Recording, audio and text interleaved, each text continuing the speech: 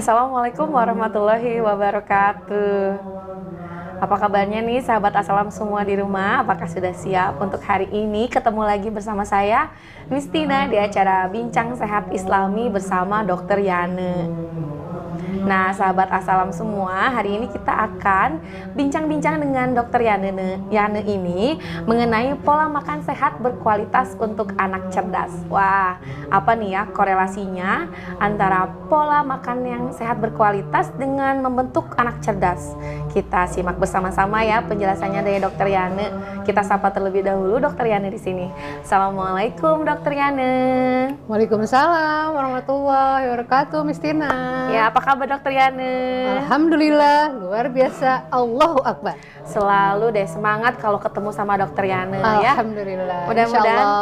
Mudah-mudahan sahabat Assalam juga di rumah selalu semangat ya, meskipun agak telat-telat nih kita hari ini on airnya. Betul sekali. Tapi mudah-mudahan kegiatan kita hari ini Bincang Sehat Islami yang selalu streaming di Assalam TV ID selalu dinantikan dan selalu menjadi solusi untuk sehat secara Islami. Baik deh dokter. Tanpa berlama-lama lagi nih, Misina mau menyoroti mengenai memang ada korelasinya dok antara mencetak anak yang cerdas dengan memberikan pola makan yang sehat dan berkualitas. Apa sih dok korelasinya antara keduanya? Masya Allah, luar biasa ya pertanyaan. Jadi dari dulu aja kita pengen tahu nih kenapa ya, seperti apa sih pola makan sehat berkualitas menghasilkan anak cerdas itu. Jadi korelasinya luar biasa sekali Misina. Jadi yang namanya pola makan sehat itu yaitu betul-betul asupan gizinya yang bergizi. Kemudian pola makannya ada jadwal, jumlah dan jenis makanan. Kemudian yang ketiga betul-betul harus beraneka ragam. Kemudian yang keempat betul-betul makanannya harus real food. Dan ternyata dengan 4 cara tadi menghasilkan senyawa kimia yang baik, yang luar biasa dari otak, sehingga memperlancar kerja otaknya, tumbuh kembang otaknya, pembentukan kognitifnya, dan akhirnya anaknya menjadi cerdas yang luar biasa, insya Allah. Jadi seperti yang sudah kita ketahui juga ya dok ya, kalau pemerintah juga sekarang sedang menyoroti yang masalah itu stunting dok.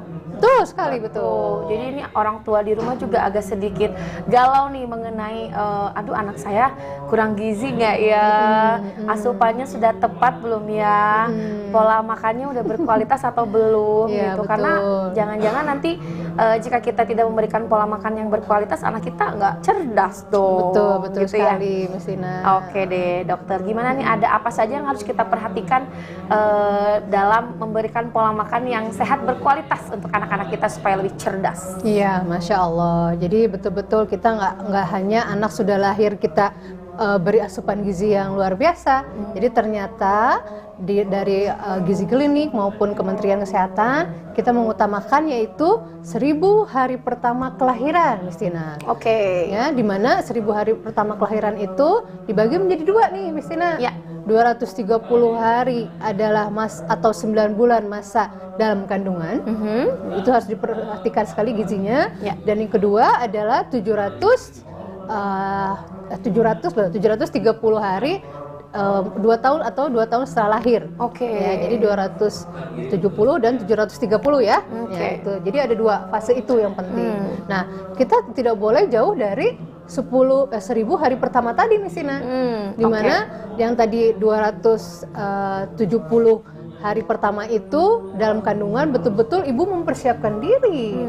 Jadi jangan tadi cerita Mistina ibu nas resep seblak ya, atau janina atau jadi kurang gizi sekali ya. Jelas yang namanya seblak itu adalah junk food itu mah. Kurang nutrisinya, kalorinya juga tinggi, lemak tinggi, asin kadar garamnya juga tinggi kan. Artinya di dalam 270 hari pertama itu betul-betul ibu hamil membutuhkan gizi. Apa contohnya ibu hamil? Yang pertama adalah asam folat.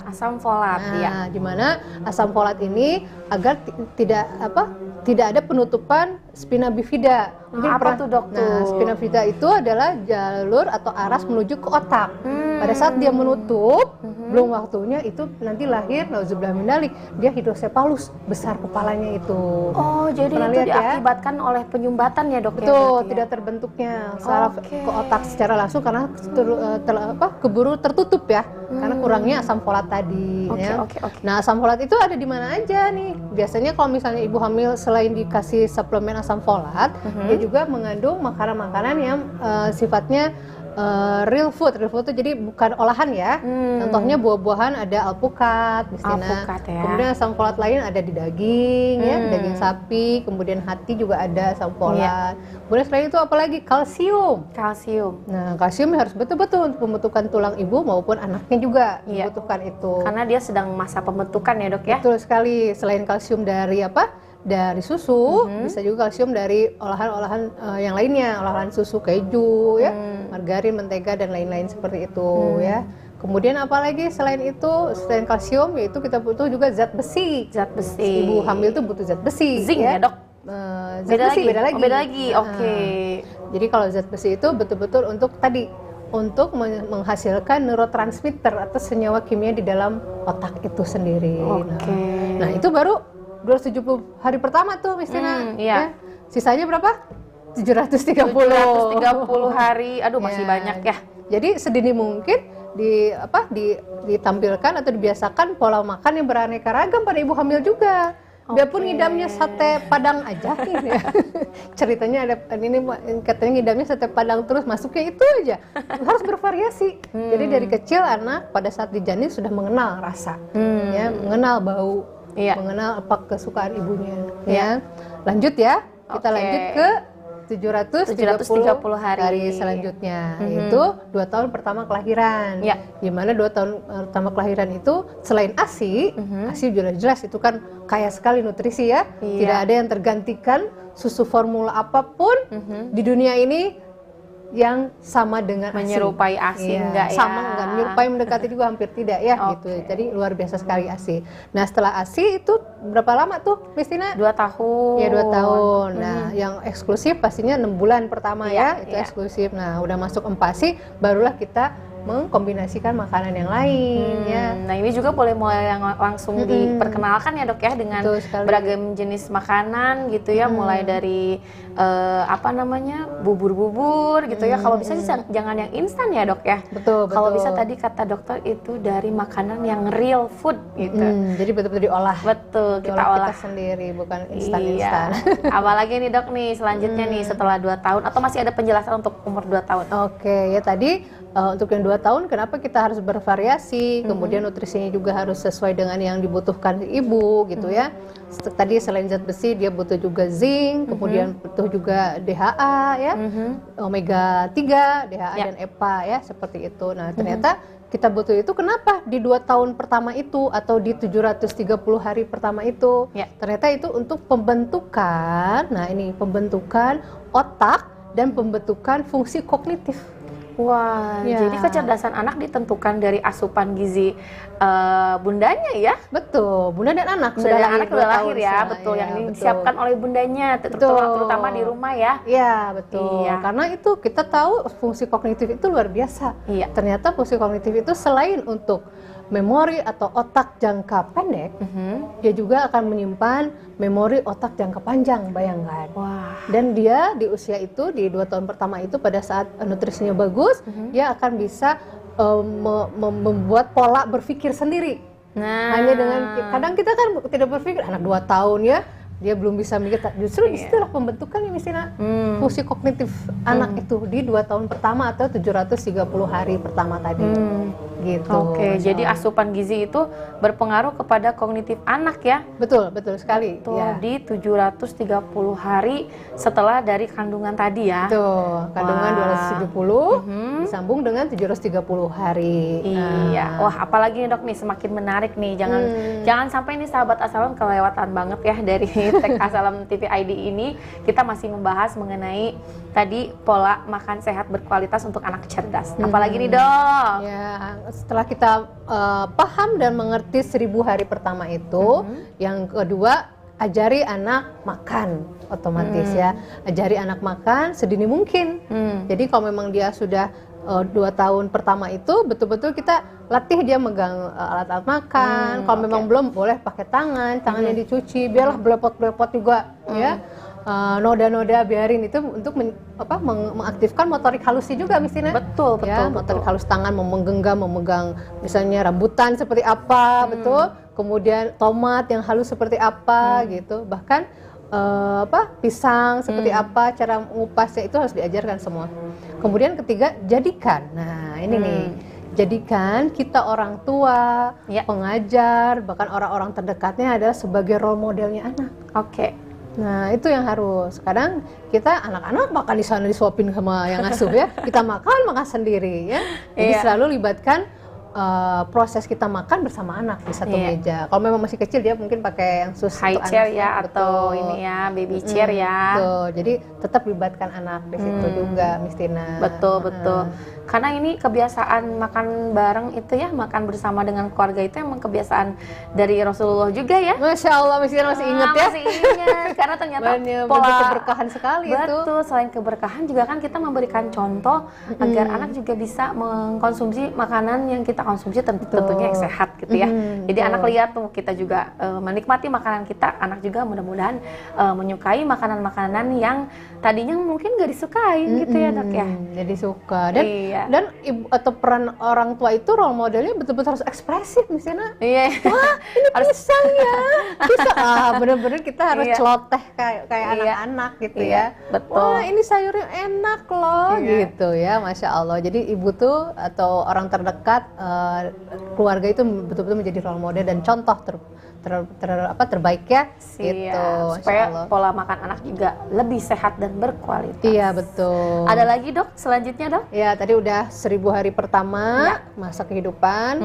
Kemudian tadi ajarkan sedini mungkin. Kemudian yang ketiganya adalah jadikan orang tua kita atau pengajar lainnya sebagai role model. Nah, keempat, asupan gizi yang bergizi. Ya, kita yang tidak jauh pastinya dari 4 sehat 5 sempurna itu ya. Gizi seimbang ya Dok. Iya, betul, gizi seimbang. Dimana 4 sehat itu kita tahu dong ya. Yang pertama apa Miss Tina? Apa ya? Pertama karbohidrat. Siap, ya, karbohidrat. Jadi pilihlah karbohidrat yang kompleks. Jadi bentuk utuhan ya. Mau oatmeal, mau gandum, roti boleh, roti gandum yang masih ada serat-seratnya misalnya untuk anak. Kemudian nasi pun jangan yang terlalu dihancurkan terlalu hancur. Jadi biar gigi-giginya juga bekerja ya, ada sensor tersendiri gitu karbohidratnya. Kemudian kenalkan juga kentang, jagung, seperti itu semua. Karbohidrat kompleks lebih baik istilahnya dibanding karbohidrat simpleks berupa tepung-tepung tadi ya. Kemudian apa? Sehat yang pertama, sehat yang kedua adalah protein atau lauk. Kita sebutlah lauk pauk katanya gitu ya. Lauk pauknya apa? Proteinnya bisa protein hewani dan nabati. Betul. Ya, hewaninya kita bisa daging sapi, ya dicincang boleh ya. Kemudian ayam, unggas ya, jenis daging unggas itu yang diterima anak biasanya kalau nggak ayam dari bebek. Ya seperti itu. Kemudian apalagi protein nabati. Nabatinya tadi tempe, tahu, kedelai, kacang-kacangan lainnya juga ya. Itu juga baik untuk anak. Kemudian setelah lauk pauk, karbohidrat, nah ini yang keduanya adalah sayur dan buah. Wah, pentingnya ini ya, asupan serat. Betul. Nah, ini intinya dari sayur dan buah ini misalnya harus ada 7 warna. Oh, wow. Jadi buahnya nggak nonton itu aja. Jadi kalau bisa di piring itu ada 7 warna. Ya si buah itu ya buah misalnya contohnya buah naga, pepaya, sepotong, kemudian ada jeruknya, betul, ada melonnya, kan putih, atau melon yang golden itu yang warnanya. Jadi ada 7 warna setiap makan. Jadi dia bervariasi. Jangan makan sekarang pisang dulu gitu. Nanti pas sore misalnya baru pepaya, enggak, baiknya adalah 7 warna. Wah, berarti harus siap-siap stok buah-buahan di rumah ya. Iya, betul, stok buah-buahan. Kenalkan dengan porsi yang kecil gitu ya Dok ya. Jadi kita bisa potong-potong kecil setiap harinya, kita bisa hidangkan dengan kalau bagusnya sih 7 warna ya. Rekomendasi dari WHO dan UNICEF adalah pada saat kita makan ada 7 warna buah itu sendiri. Kalau nggak ada 7 warna, di piring itu ada 7 warna juga. Boleh sayur digabung dengan buah atau yang lainnya. Jadi patokannya di UNICEF adalah tampilkan di piring kita isinya dengan 7 warna. Dari segi visual juga menarik sepertinya. Betul, ya Dok ya. Kan Cantik, apalagi untuk dimakan pasti makin semangat Insya lagi. Allah.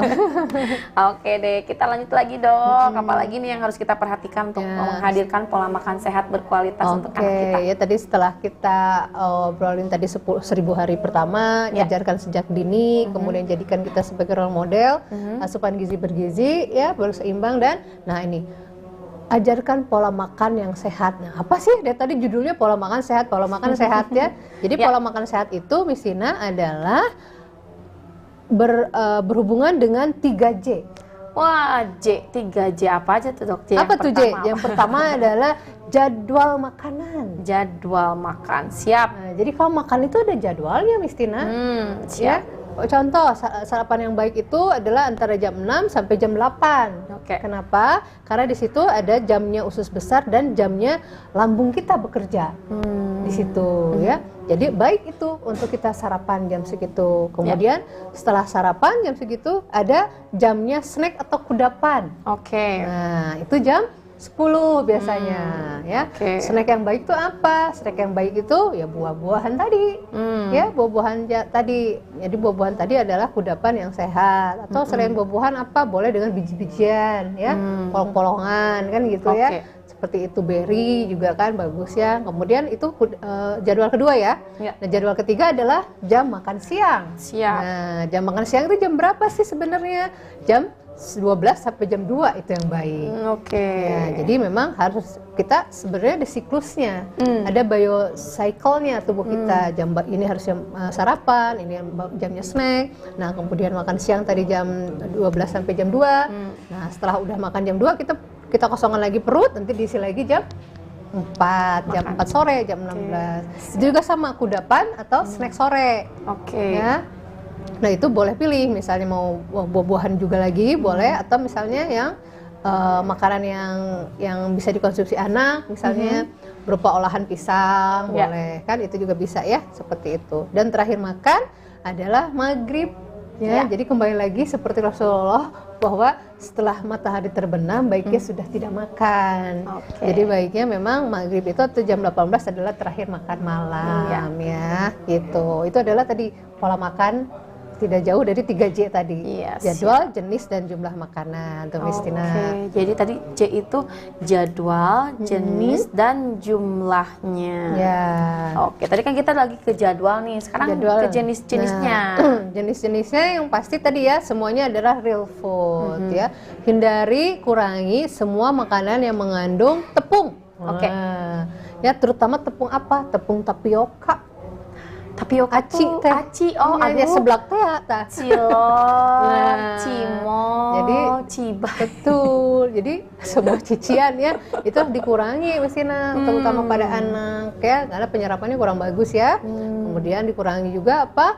Lemak jahatan dari goreng-gorengan ya, dikurangi penggunaan mentega, margarin ya, seperlunya aja. Kemudian apa? Gula. Batasi gula kecuali untuk masakan aja ya. Kemudian batasi juga garam ya, garam dikurangi. Nah, kemudian apa yang harus dihindari sama sekali adalah semua kemasan, mau instan, kemudian saus botolan tuh ya, pengawetnya luar biasa ya, dan kecap. Ya dok, gimana dong kecap itu kan bumbu dasar di dapur. Dikurangi ya, jadi lebih baik berupa masakan. Jadi jangan dicocol ke kecap gitu tapi digunakan dalam masakan gitu. Ya. Nah, itu adalah tadi jenisnya. Sedangkan jumlahnya tadi jadwal, jenis, dan jumlah makanan. Nah, jumlah makannya disesuaikan. Jadi ada triknya bahwa dalam satu piring itu anggap lingkaran nih Miss Tina. Nah, piring itu lingkaran dibagi 2. Bagi 2, setelah bagi 2 dibagi lagi menjadi 2, jadi seperempat. Nah, yang kanan adalah karbohidrat dengan protein. Berarti seperempat yang kiri adalah sayur dan buah. Jadi sama banyaknya harus semuanya sama, seperempat. Kadang kita mah sayurannya nggak secuil di ujung hungkul. Yang penting ayah hijau yang penting ada hijau-hijaunya ya. Justru di piring itu harus sama banyak mestinya. Justru jumlahnya itu yang harus kita perhatikan ya. Betul, jadi jumlah sama banyak. Kalau orang tua kita tuh makan nasinya yang banyak biar kenyang gitu ya. Padahal mah ya kenyangnya dengan serat baiknya ya. Kalau terlalu banyak juga misalnya nasinya, otomatis kadar gula cepat naik ya, karbohidrat. Oke. Ya, cuman apalagi dia berkecenderungan di keluarganya ada diabetes kan gitu, kan harus dingin dari sedini mungkin. Karena sekarang ada usia 8 tahun sudah diabetes tuh. Aduh, banyak banget ya itu di berita-berita juga banyak yang obesitas, banyak yang diabetes itu karena memang pola makannya itu kurang berkualitas. Betul, ya, kualitas dan bergizi tentunya dan ini semua adalah tugas dari ayah bunda sahabat Assalam semua untuk menghadirkan pola makan yang berkualitas ya dok ya. Iya betul sekali. Siap, tadi sudah nih jadwal, jenis dan juga jumlahnya sudah dokter Yana sampaikan. Ada lagi dok lanjutannya? Lanjutannya selanjutnya kita tetap harus memvariasikan makanan. Ya, variasikan makanan beragam dan beraneka.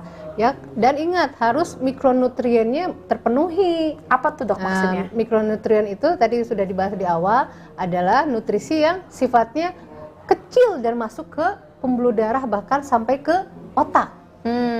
Contohnya apa nih dok? Contohnya tadi omega 3. Omega 3 itu biasanya mengandung 2 asam lemak yaitu DHA dan EPA. Ya, dimana pada saat kita mengkonsumsi itu otomatis anaknya neurotransmitternya terangsang ya dengan seperti itu.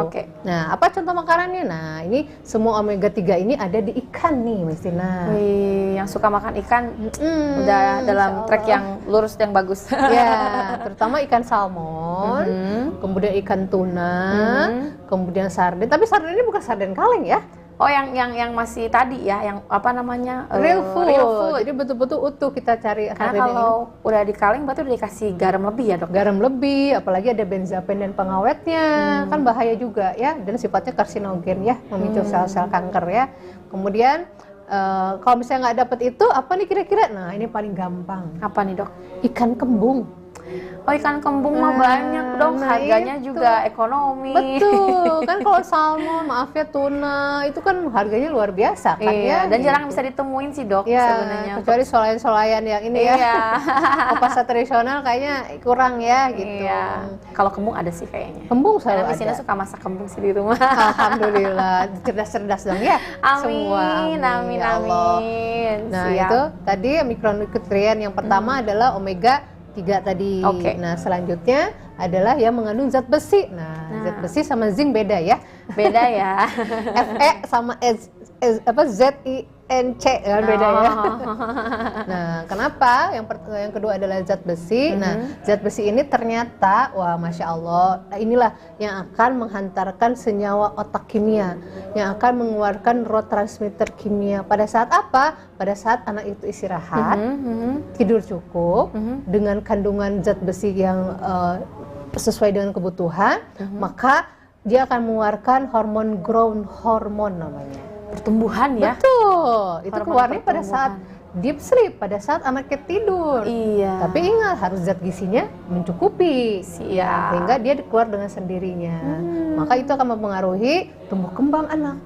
Betul, tinggi anak. Betul. Stunting tadi ya, jadi ngebahas stunting tuh. Aduh, ini lagi sangat dibahas banget sih kalau di dunia PAUD ya. Karena kita juga kan sebagai guru gitu harus bisa melihat nih anaknya apakah kurang gizi, stunting atau apa gitu dok. Karena itu juga akan berpengaruh ke kemampuan kognitif anak juga gitu tadi, kecerdasan anak gitu.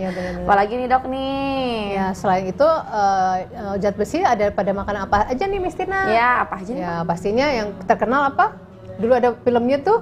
Oh Popaya. Bayam. Tapi rasanya hambar ya dok tuh sayuran tuh. Oh ya Allah, tetap kalau di depan anak enak loh kalau cara pengolahannya ya. Jadi sayur bayam itu bisa diolah dengan rempah kunci namanya. Iya, misalnya suka kalau di Sunda itu apa namanya? Bukan kunyit apa ya? Kencur. Kencur boleh, kunci boleh atau pakai apa satu lagi ya? Lengkuas ya. Oh bisa pakai lengkuas? Iya penggantinya. Jadi membuat hangat dan rasanya berbeda ya. Pasti lebih enak dan nikmat ya. Kemudian selain bayam daging? Ya. Pasti daging sapi. Kemudian telur, kuning telur ya. Kuning telur ya itu ada zat besinya. Kemudian apa, hati boleh hati sapi atau hati ayam boleh. Nah, itu ada zat besinya. Kemudian mikronutrien lainnya apa? Nah, ini mikronutrien yang lain adalah zinc. Nah, zinc kita bisa dapat dari apa nih dok untuk zinc? Betul, kalau zinc itu biasanya dari, nah ini kalau kurban tuh pasti banyak. Apa ya dok ya? Kayak Ternyata nyambung-nyambung sama kambing nih. Nah, berarti zinc yang tinggi itu adalah daging kambing, Miss Tina. Seperti kesukaannya Rasulullah. Rasulullah itu menyukai daging kambing ternyata. Jadi ternyata dari zaman Rasulullah pun daging kambing itu mengandung zinc yang luar biasa. Zinc itu salah satunya adalah fungsinya adalah untuk perkembangan tadi, kembali lagi kognitif. Neuron dan saraf otak seseorang, untuk memorinya. Memori jangka panjang maupun jangka pendek, nah itu zinc itu. Dan kemudian zinc juga untuk daya tahan usus. Usus. Makanya sekarang maaf anak-anak yang kena diare, kena apa gitu. Nah, itu adalah suplemen yang dikasih adalah zinc sekarang untuk menguatkan si folikel di atau jonjot usus itu sendiri dengan zinc. Ya. Berarti banyak manfaatnya ya untuk zinc ini. Iya, insya Allah. Jadi selain dari daging kambing, daging unggas lainnya juga bisa ya, ayam juga ada. Ada. Usahakan ayamnya ayam kampung atau ayam pejantan, dikurangi boiler ya. Tapi kalau memang tidak ada, boleh. Tapi kulitnya dilepas ya, bisa digantikan dengan dagingnya. Untuk ini mungkin bagian dadanya ya dok? Ya, dadanya. Jadi dadanya kan lemaknya lebih sedikit ya dibanding paha. Selain itu zinc apa? Ada di biji-bijian tuh. Almond, susu almond atau almondnya sendiri, kemudian polong-polongan ya, kemudian ada mame tuh, pernah dengar? Ada mame, iya. Yang kayak keledai, kedelai ya, kayak polong gitu ya dok ya? Yang polong hijau gitu, itu juga zincnya bagus ya. Jadi anak biasakan dengan kacang-kacangan juga ya. Itu adalah mikronutrien yang penting di makanan yang selalu ada ya. Dan jangan lupa pengolahannya mungkin ya dok ya. Betul. Supaya tidak terlalu kematangan atau kurang mateng gitu ya, malah jadi tidak memberikan efek yang berkualitas juga gitu ya dok ya. Ya, siap. Tadi sudah jumlah, jenis, juga jadwal. Ada lagi dok nih supaya kita bisa membuat pola makan yang sehat, berkualitas. Yang terakhir ya tadi setelah kita mengetahui pola makan, kemudian variasikan makanan dengan mikronutrien, yang terakhir makanannya, nah tadi harus real food, ya harus bentuk olahan yang utuh. Jadi dari awal pengolahan kita tahu itu bukan disimpan dulu gitu ya dok ya. Jadi betul-betul seperti itu. Nah anak misalnya, anaknya nggak mau makan buah tapi di jus, nah baiknya juga tetap buah itu adalah dipotong. Karena pada saat di jus, enzimnya akan berubah, nutrisinya akan berkurang pada saat di jus. Pengolahannya ya, betul. Dok ya. Jadi tetap buah-buahan itu paling baik adalah dipotong dan dikunyah. Jadi potong kecil-kecil aja, belajar mengunyah ya, untuk rangsang gigi juga kan ya. Untuk rangsang enzim-enzim mulut juga, biar membuat anaknya lebih variatif juga kan ya. Nah itu. Kemudian, kalau sayuran boleh kita racik, potong-potong, hancur gitu ya, atau di blender tapi masih ada ini, tapi bukan di jus ya, jadi di blender gitu boleh secara lembut gitu. Itu baik kalau sayuran. Jadi tetap real foodnya adalah semuanya adalah utuhan, lebih baik dibanding yang berupa olahan. Oh ya, daging olahan juga ya dikurangi tuh. Jadi betul-betul yang kita masak dan kita habiskan saat itu juga. Olahan kayak nugget kan harus dikurangi tuh. Itu bukan real food itu, walaupun ada judulnya Belf. Jadi iklan deh ya. Pokoknya kalau makanan yang ada proses penyimpanan terlebih dahulu gitu ya dok ya, atau pengolahannya itu lama dan ada mungkin pengawet gitu ya, itu mungkin agak sedikit dikurangi gitu ya sahabat Assalam. Lebih mengutamakan makanan yang real food yang bisa kita olah setiap hari dengan membeli fresh nih dari bapak sayur gitu ya, bisa berupa sayur, ikan, daging gitu ya, tahu, tempe, tadi polong-polongan, ataupun buah juga, buah yang kita potong sendiri gitu. Jadi jangan yang di jus, karena nanti jika pengolahannya terlalu panjang, tadi nutrisinya berkurang gitu ya dok ya, tidak maksimal untuk makanan anak-anak kita. Oke deh, apakah sudah penjelasannya dok atau masih ada yang mau ditambahkan? Udah cukup. Udah cukup. Ini ada fenomena ya dok ya. Ada pertanyaan juga ya?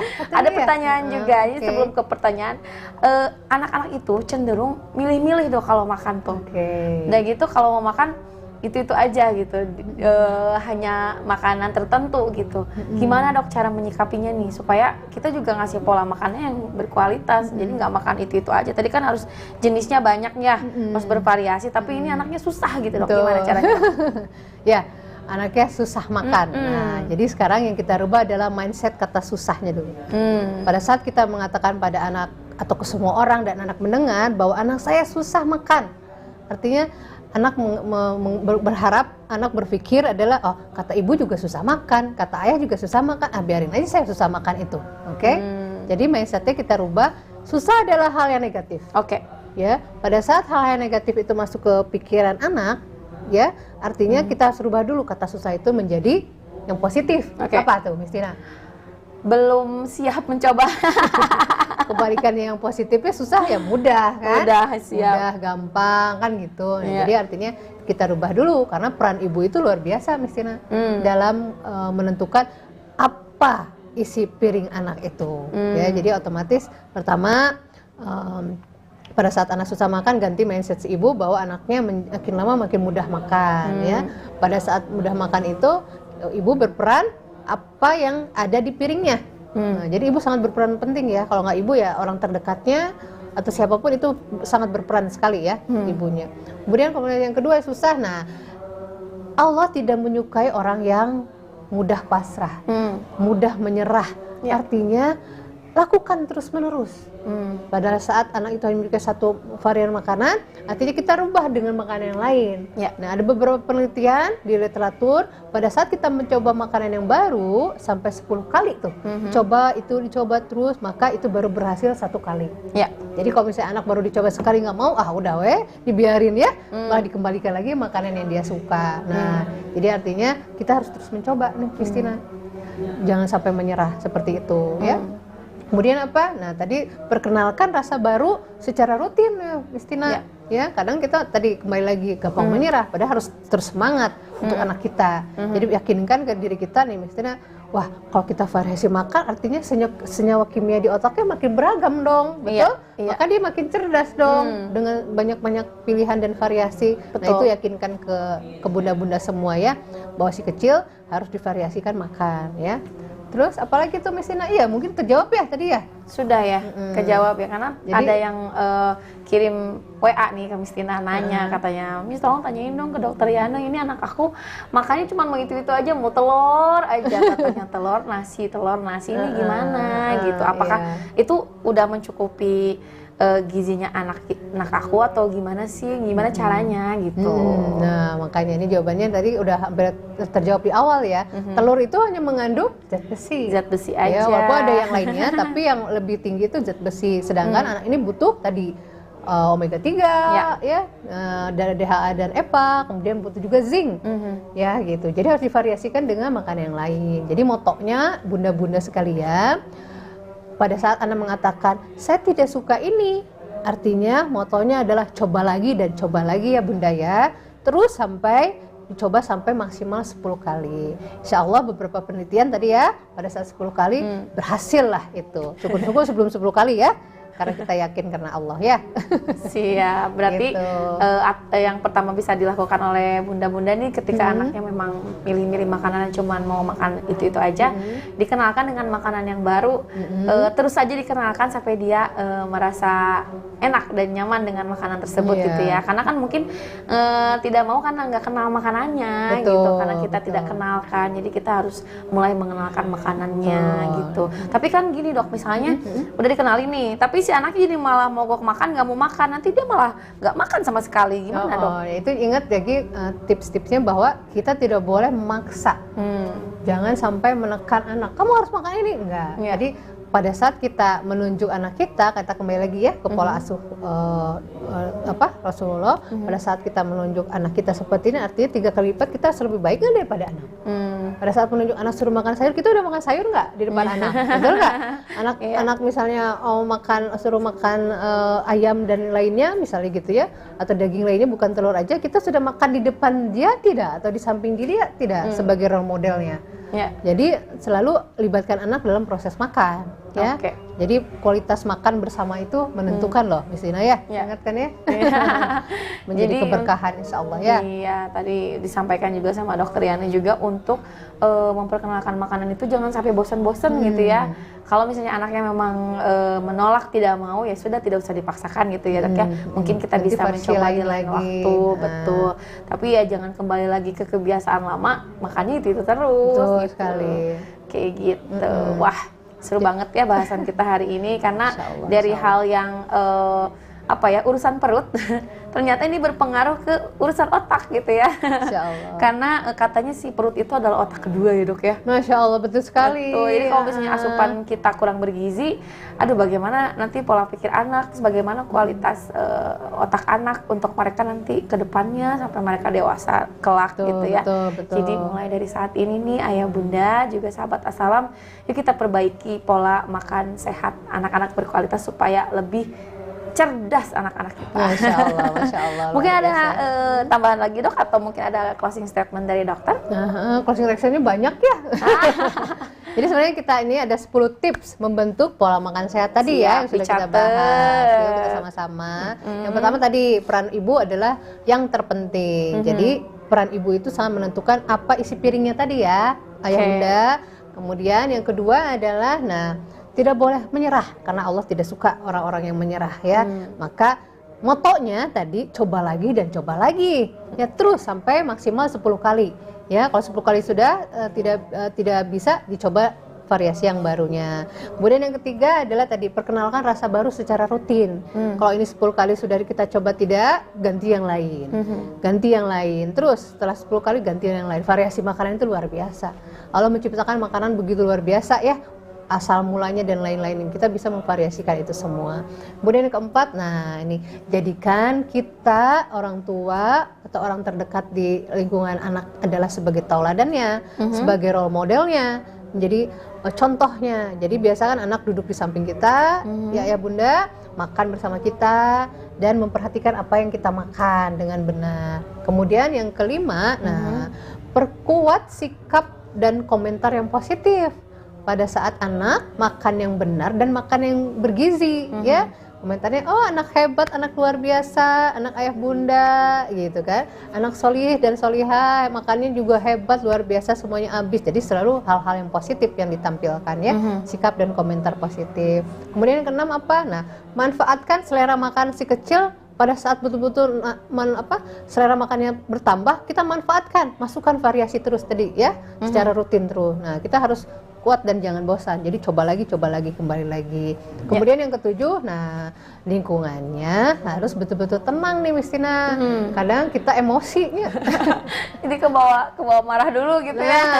Pada saat emosi itu ada critical area di anaknya menolak. Jadi dia membentuk barrier di dalam tubuhnya pada saat kita emosi ya. Otomatis lingkungannya harus tenang dan tanpa emosi. Jadi betul-betul flat, betul dalam keadaan happy makan itu ya. Itu berdampak juga ke senyawa kimia di otak kita pada saat anak emosi atau makannya tidak nyaman ya, seperti itu. Kemudian apalagi? Yang kedelapan, tadi tidak melarang dan tidak memaksakan makanan tertentu nih Sina. Kamu adanya makanan ini, makan aja. Gitu. Kan? Harus bersyukur. Kadang orang tua tuh gitu ya. Harus bersyukur ada makanan ini gitu. Kita variasikan dengan yang lain ya. Caranya mungkin suaranya agak dilandaikan ya. Pada saat suaranya. Oktapnya jangan naik. Betul. Jadi biasakan bicara sama anak itu suara perut. Jadi lebih nyaman. Kalau di bibir mah kelihatan tuh cerewet gitu. Cempreng. Jadi kayaknya kena gitu ke pikirannya ya, pikiran anak, ke mentalnya. Itu tadi 8 ya, tidak melarang dan memaksakan makanan. Dan tips yang ke-9 adalah jangan terlalu menekankan tadi masalah makanan. Jadi tetap aja, selain kita tidak boleh melarang dan memaksakan makanan, kita tidak menekankan itu terus makanannya. Yang adanya kayak tadi ya, yang adanya telur, terus aja telur. Kita ganti makanan yang lainnya ya. Dan yang terakhir, izinkan si kecil untuk mencoba makanan kesukaannya.